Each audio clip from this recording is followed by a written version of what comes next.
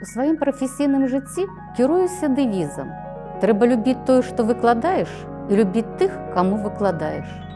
Таму заўсёды імкнулася выкладаць цікава, займальна і змястоўна. Як вядома, навучанне пачынаецца са здзіўлення, а працягваецца праз дзейнасць. Вучыць – гэта значыць пастаянна выкарыстоўваць педагагічныя тэхналогіі, метады і прыёмы, якія стымулююць самастойны пошук, з дапамогай якога навучэнец знаходзіць, адкрывае для сябе новыя веды. І я пераканана, што адукацыйны працэс можа быць больш эфектыўным, калі выкарыстоўваюцца сучасныя сродкі навучання.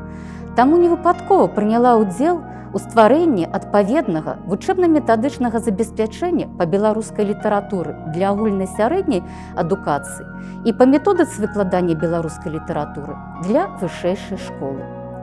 А яшчэ хачу сказаць, што добра быць у дарозе, якую сам сабе выбіраеш. Словы належаць вядомаму пісьменніку, педагогу, метадысту, аўтару першай методыкі роднай мовы Якубу Коласу. Як мы ведаем, Канстанцін Міхайлович Міцкевіч выкладаў у Беларускім дзяржаўным універсітэце. Так, у далёкім 1981 годзе мой быў зроблены свядомы выбар. Пасля заканчэння школы з залатым медалём я паступіла на філалагічны факультэт Беларускага дзяржаўнага універсітэта і назаўсёды звязала свой лёс з універсітэтам і ні разу не пашкадавала. Для мяне Беларускі дзяржаўны універсітэт не толькі месца працы, але і сапраўдны дом, у якім дойлідамі будучыні былі і застаюцца выкладчыкі, а любімымі дзецьмі былі і застаюцца студэнты.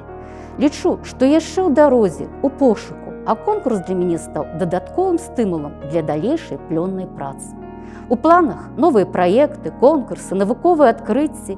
Так, чарговы раз стала пераможцам конкурсу па стварэнні вучэбных дапаможнікаў для агульнай сярэдняй адукацыі, вучэбны дапаможнік па беларускай літаратуры для 5 класа ўжо ў друку. Працую над эўрыстычным практыкумам для студэнтаў па методыцы выкладання беларускай літаратуры.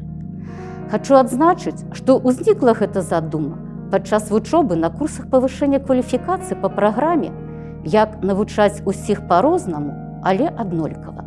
Напітавшись ідэямі шаноўнага прафесара, рэктара нашага універсітэта Андрэя Дмітрыча Караля, вырашыла рэалізаваць ідэю эўрыстычнага навучання ў сваёй адукацыйнай практыцы. А яшчэ пераканана, што калі рабіць нечакана, рабіць, як не робіць ніхто, тады і пераможаш. І, канешне, сваім прафесійным поспехам я абавязана настаўнікам, якія навучылі служыць метадычнай навуцы і ад гэтага адчуваць сябе шчаслівай. Я ўдзячна кафедры і факультэту за падтрымку і веру ў маю перамогу. Карыстаешся выпадкам, хочацца ўсіх нас павіншаваць са 100-гадовым юбілеем нашай альма-матэр, пажадаць нам плёну, росквіту, новых перамог.